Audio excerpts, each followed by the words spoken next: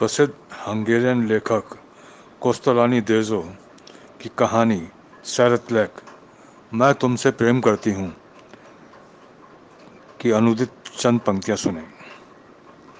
रोजी पर विजय पाना अत्यंत कठिन था। एक शाम गली के नुक्कड़ पर स्थित दुकान के शीशे वाली खिड़की के सामने खड़ा मैं उसका इंतजार कर रहा था। कई शीशों से छनती रोशनी उस पर पड़ रही थी।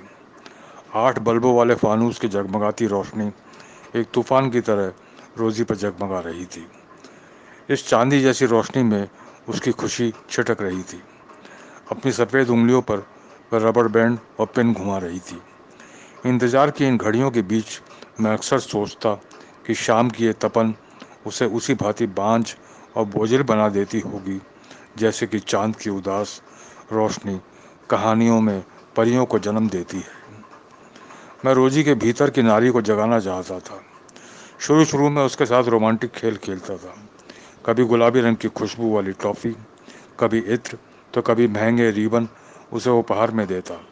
उसके बाद शरारती शब्दों से उसके कानों में मिश्री उड़ेलता, कांपती उंगलियों से उसकी बाहें छूता ताकि पत्थर दिल वाली उस परी को जगा सकूं जो रोजी के भीतर लंबी पलकें मूंदे अपने से भी बेखबर सो रही थी।